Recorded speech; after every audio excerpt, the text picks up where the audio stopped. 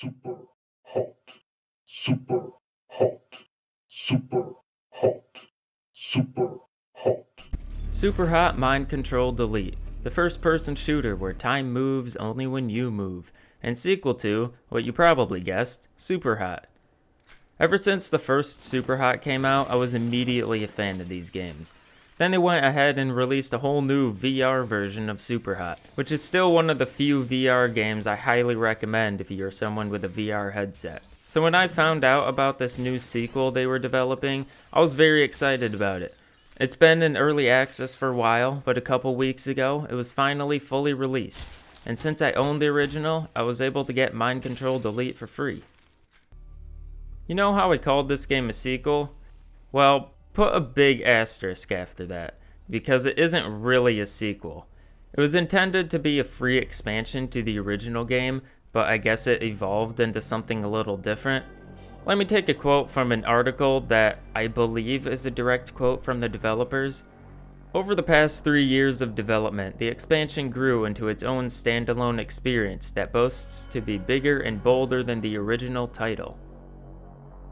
I don't know what they are talking about when they say bigger and bolder than the original. Yes, the game absolutely adds new gameplay elements to the original, but when I read this before I played the game, I was expecting something different than what I got. I don't have any issues with the game being a standalone expansion, but what bothers me is the price tag.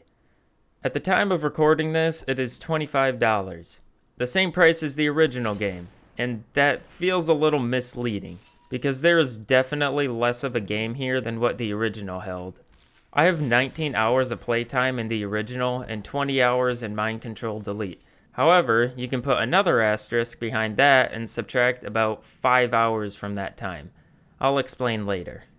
Let's talk about what the game is and what it adds. Of course, the game is still in slow motion, the core mechanics are still the same, but they added a bunch of abilities as well. There are two types of abilities. One type that are referred to as cores and the other are called hacks.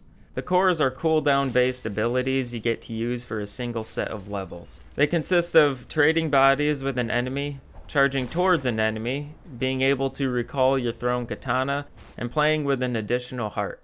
Once you beat the game, you also get another ability that removes all abilities and additional health. The set of hacks available is way too large to list, but they vary on their usefulness and practicality. The game is now pretty much a roguelite.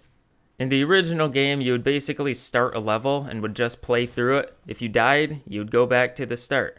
In Mind Control Delete, you get an extra heart and play a series of levels, and every once in a while, you would get the option to choose between two abilities. If you die, back to the beginning.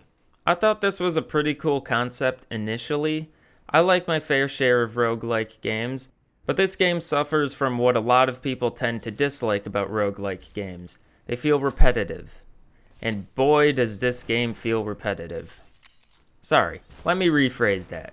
This game is very repetitive. There are a total of 32 different levels. That might sound like a lot, but it is not. As I said earlier, I have about 15 hours of playtime in this game, and it takes about a minute to play a single level. So you're stuck playing the same random set of levels on repeat for the entire game.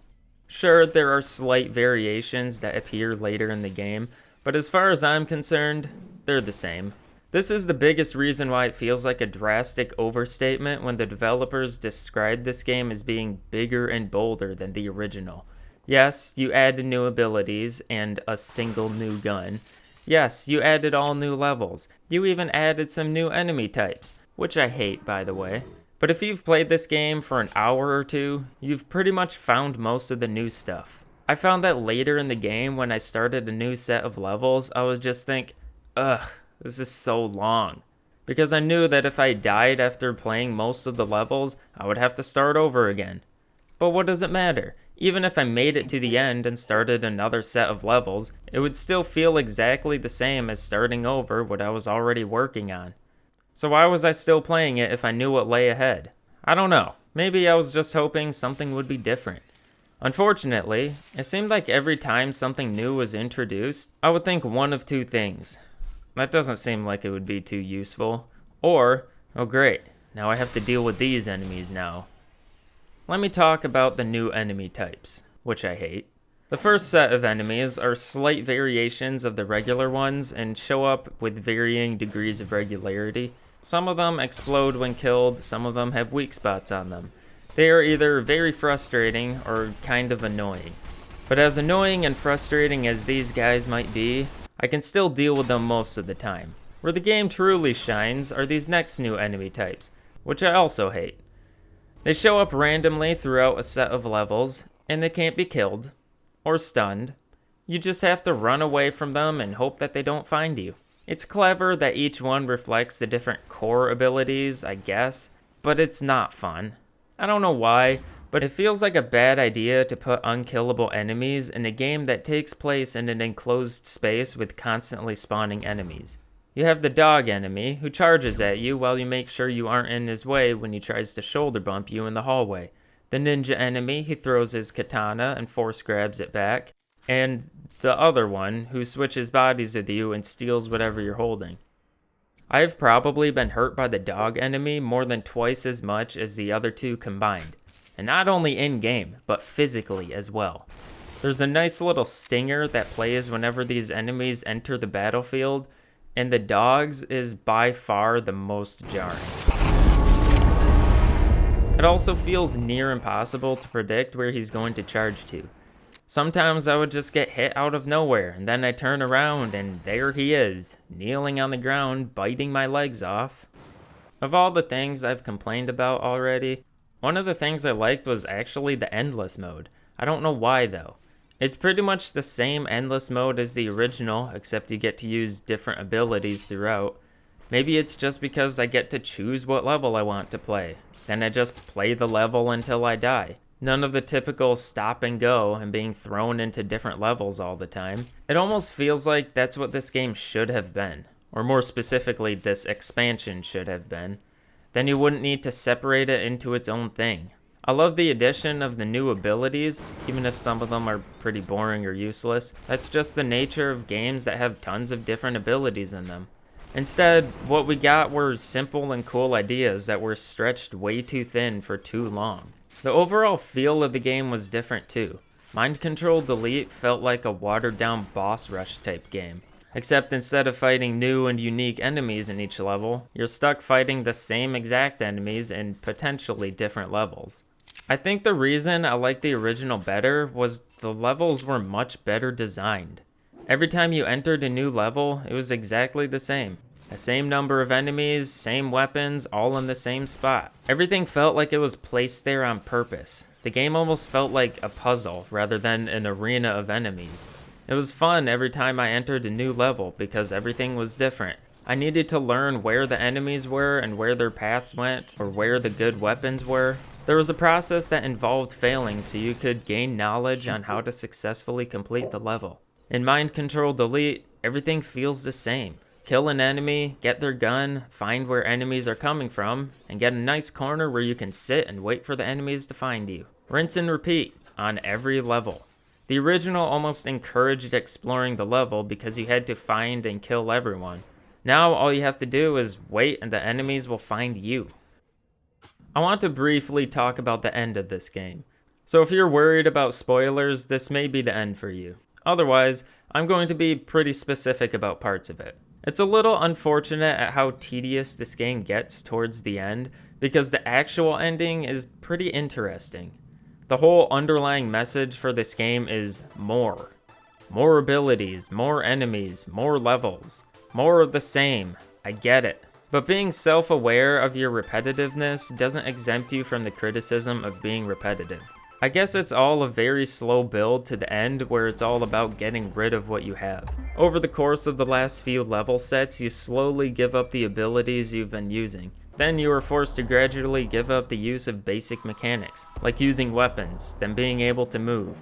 Eventually, you're left with the inability to even play the game, and you're forced to quit in a way. Then you're thrown into various metagame stuff that I would imagine people have mixed feelings about. To each their own, but I think it's interesting enough to where I won't complain about it. Later on, you get to wander around this pseudo-computer environment.